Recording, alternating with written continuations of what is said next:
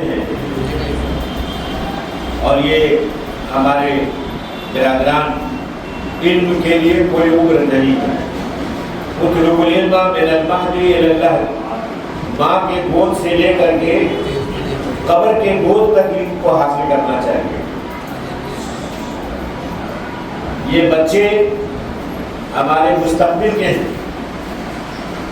جب ہم قرآن و حدیث پہ نظر ڈالتے ہیں، ہمارے نبی فرماتے ہیں مروا اولادکم بالصلاۃ وهم ابناء سبع سنین واضربوهم علیہا وهم ابناء عشر سنین. کہ شروع سے ہی 7 سال سے ہی بچوں کو تعلیم دو نماز پڑھنے کی، دیگر عبادات کرنے کی، کیونکہ نماز ایک اہم ہے. روز محشر کے جام گداز ہوا اولی کوشش ہے نماز ہوا. نماز کے علاوہ دیگر عبادات ہیں، اس سے بھی بچوں کو روشناس کرانا چاہیے، جو کہ اس رمضان المبارک میں کوئز کے طور پر کے انجام دیا گیا. اور یہی بچے اگر آپ نے ان کی تربیت نہیں کی تو آپ ہمارے والدین سزا کے مستحق ہوتے ہیں. آج میرے والدین نے ہمیں پڑھایا، دین پڑھایا، تو ہم آپ کے سامنے بیٹھے ہیں. ہمارے اساتذہ نے پڑھایا تو ہم نے ایک نسل تیار کی 32 سالوں. کلکم راعٍ وکلکم مسئول عن رعیتہ. میں جن کے سامنے بول رہا ہوں وہ خود فارغ ہے، حدیث کے طالب علم ہیں. کہ اگر یہ بچے گمراہ ہوتے ہیں ان کے بارے میں قیامت کے دن آپ سے پوچھا جائے گا. آپ چاہے اسے ڈاکٹر بنائیں، انجینئر بنائیں، کچھ بھی بنائیں، لیکن اسلام کے جو فاؤنڈیشنز ہیں، اسلام کی جو بنیاد ہے کہ ایمان کے ارکان کیا ہے، اسلام کے ارکان کیا ہے، توحید سب سے زیادہ جو ضرورت ہے توحید کی ضرورت ہے. ابھی قرآن پاک کی تلاوت کی گئی، پورا قرآن پڑھ لیجئے اور کہیے گا، کہے کہ اس کا خلاصہ کیا ہے. تو خلاصہ اس کا 3 لفظوں میں. سب سے زیادہ جو قرآن نے جس چیز پر زور دیا ہے وہ توحید عبادت، کہ ہر طرح کی عبادت اللہ کے لیے خاص کی جائے. تو بچوں کو سب سے پہلے توحید کی دعوت دینی ہے.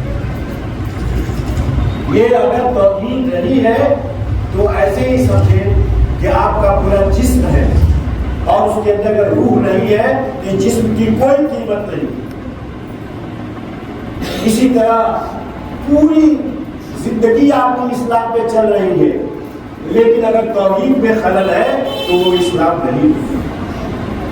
اس کے بعد یہ بچوں کو جو پڑھایا ہوگا ہمارے موسوم ایک کوئز میں بہت ساری اسلام کے بارے میں. دوسری بات جو قرآن میں ہے، اللہ تبارک و تعالیٰ نے کہانیاں بیان کی ہیں. اللہ کے نبی سے پہلے، آخری نبی سے پہلے جتنے انبیاء آئے سب آپس میں بھائی ہیں. کہا جاتا ہے کہ اللہتی بھائی ہیں. اللہتی بھائی انہیں کہا جاتا ہے ماں 2 باپ ایک. شریعتیں سب کی ایک تھی، لیکن سبوں کے اوپر لازم تھا کہ توحید عبادت کی دعوت دی جائے. تو کہانیاں بیان کی، بت پرستی. آج جو دیکھتے ہیں پورے ہندوستان میں جو ماحول بنا ہوا ہے، یہ کوئی نئی بات نہیں ہے. یہ ہمارے اوپر بیٹھے ہیں. قالوا حرقوا وانصروا آلهتكم ان كنتم فاعلين قلنا یا نار کونی بردا وسلاما علی ابراہیم. ہمارے انبیاء علیہ الصلوۃ والسلام بھی توحید کی وجہ سے ہی ستائے گئے. تو قصے اور کہانیاں. تیسری پوائنٹ جو ہے کہ کیا چیز ہمیں اس دنیا میں کرنا ہے اور کیا چیز نہیں کرنا. جس چیز کو اللہ تعالیٰ نے منع کر دیا ہے اسے رک جانا ہے، اور جس کا کہا ہے اسے کرنا ہے. اور یہ بچے شروع میں ہی یہ سمجھتے ہیں یہ حنفی ہے، یہ فلاں ہے، یہ فلاں ہے. اسلام میں یہ چیز نہیں ہے. یہ علماء جانتے ہیں جو لوگ اپنے آپ کو حنفی کہتے ہیں، مالکی کہتے ہیں، حضرت امام حنیفہ رحمۃ اللہ علیہ نبی صلی اللہ علیہ وسلم کے ہجرت کے 80 سال کے بعد آئے، حضرت امام مالک 90 سال کے بعد آئے، حضرت امام شافعی 150 سال کے بعد آئے، امام احمد بن حنبل 164 سال کے بعد آئے۔ بتائیے 80 سال پہلے کون امام؟ کوئی امام نہیں۔ قرآن اور حدیث پر عمل ہوتا ہے، اور سارے امام کہا کہ گئے کہ اذا صح الحدیث فہو مذہبی، صحیح بات آ جائے تو وہی لینا، میری بات نہ باندھنا، لیکن آپ عصبیت کے ساتھ پکڑے ہوئے۔ تو سب سے بڑی تربیت جو بچوں کی ہونی چاہیے توحید کی۔ یہاں دہلی کے بہت بڑے عالم ہیں، مشائخ جانتے ہیں، شاہ ولی اللہ محدث دہلوی، آپ لوگ بھی جانتے ہیں، علماء کا گڑھ تھا کسی زمانے میں دہلی۔ شاہ عبدالعزیز، شاہ عبدالرحیم، ان کی قبر جو ہے، ہم لوگ چوزے تھے جب چھوٹے تھے، اپنے والد کے ساتھ جایا کرتا تھا، آج ان کی قبر کو بھی پتھر نما بنا دیا ہے۔ اربن ہاسپٹل میں ایک مدرسہ ہے مہدیان، وہاں ان کی قبریں ہیں، ہمارے کئی محدثین وہاں دفن ہیں۔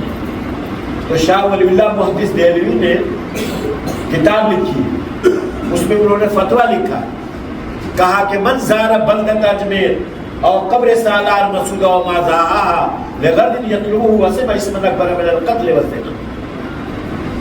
مشائخ سمجھ گئے کہ جو کسی قبر پر گیا، ہرے بھرے کا مزار ہمارے جامعت کے سامنے ہے، نظام الدین میں کہاں نہیں مزار بنا ہوا، کہ اس لیے گیا کہ وہاں جانے کے بعد ہماری کچھ آرزو پوری ہو جائے گی۔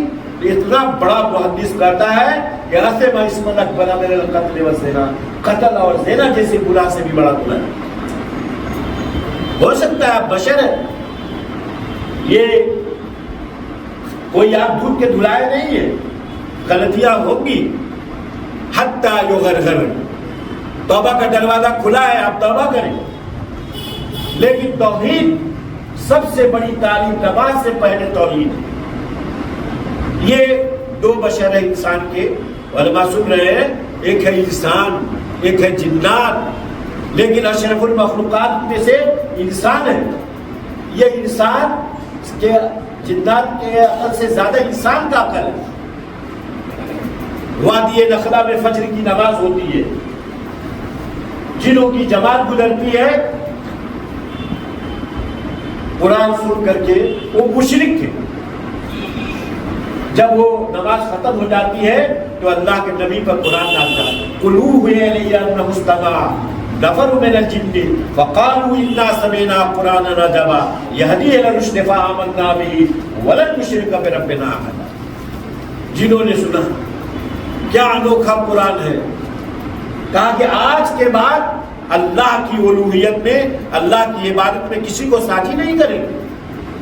لیکن یہ حضرت انسان ہر نماز میں پڑھ رہا ہے ایاک نعبد و ایاک نستعین، یا نماز ہی پڑھ رہا ہے۔ اگر آپ نہیں دیکھتے ہیں میرے ساتھ چلیے، کلیم اللہ کے مزار پر بھی 2 دن پہلے میں گیا تھا، نماز ختم ہوئی اور سجدے پہ گر گئے قبر کی۔ یہ ایسا گناہ، تو نماز سے پہلے ہم اپنے بچوں کو توحید کی دعوت دیں گے، توحید کا علم سکھانا ہے۔ گناہ ہے، بچے ہیں کہ اللہ تعالیٰ گناہوں کو معاف کرے گا، اور یہ ایک طرف اللہ تعالیٰ گناہوں کو معاف بھی کرے گا اور ایک طرف پکڑے گا۔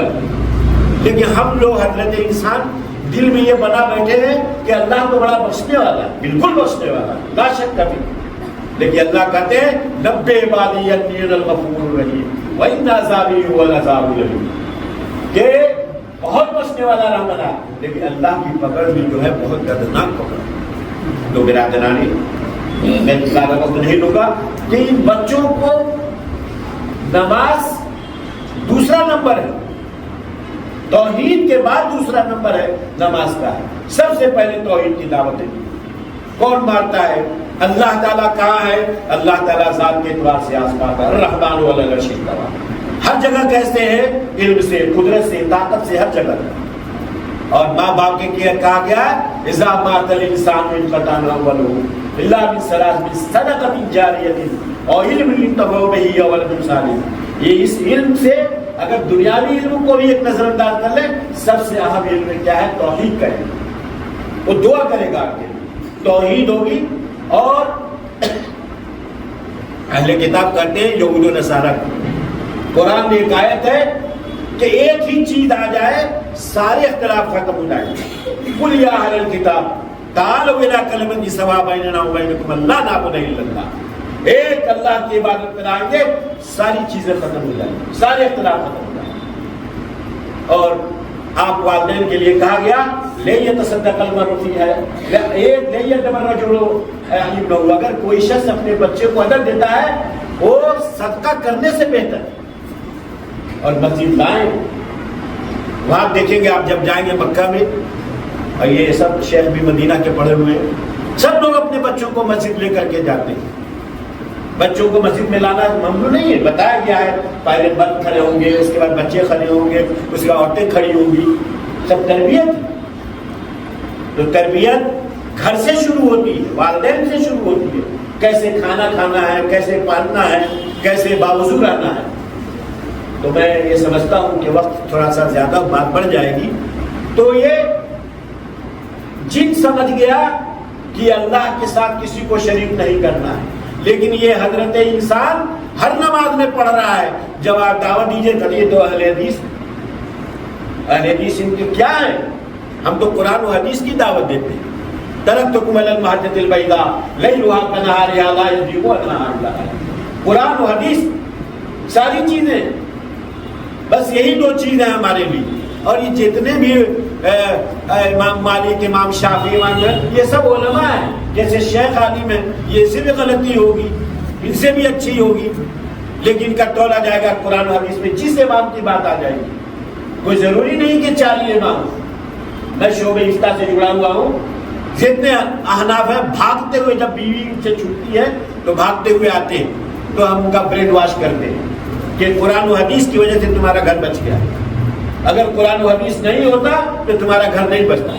تو برادران اسلام، میں صرف ایک ہی چیز کی بات یہاں آپ کو زور دے کے کہوں گا کہ اپنے بچوں کو مسجد لائیں، اور مسجد لانے سے پہلے سب سے پہلے توحید کی دعوت. غلطیاں کریں گے کریں، اور آپ کلکم راع وکلکم مسئول عن رعیتہ. یہ بچے، ان کو آپ ڈاکٹر بنائیں، انجینئر بنائیں، کچھ بھی بنائیں، لیکن ان کو مبادئ اسلام، اسلام، ارکان ایمان، قرآن اور اردو ضرور پڑھائیں. کیونکہ ہماری ساری اسلامی تعلیمات عربی کے بعد سب سے زیادہ اردو زبان میں، اور اپنی زبان میں جو بات، میں عربی ایکسپرٹ ہوں، میں ترجمہ کرتا ہوں عربی کا، لیکن جو چیزیں میں اردو میں سمجھ لیتا ہوں، یہ تب 32 سال پڑھانے کے بعد وہ جو ہے عربی میں نہیں سمجھ پاتا. اس لیے اپنی زبان کا بھی پڑھانا ضروری ہے. یہ چند باتیں تھی، ذہن پر آگندہ تھا، مجھے پتا نہیں تھا کہ عزیزم نے کس لیے دعوت دیا ہے، لیکن یہ سن کر خوشی ہوئی کہ موصوف آتے ہیں تو نماز کے علاوہ تربیت کا بھی پروگرام کرتے ہیں. اس کی قدر کی نگاہ سے دیکھا جانا چاہیے، اور آپ لوگوں کی شمولیت یہ باعث اجر و ثواب ہے. اللہ تبارک و تعالی ہم سب کو نیک بنائے اور اپنی مسئولیت اور اپنی ذمہ داری سمجھنے کی توفیق عنایت فرمائے.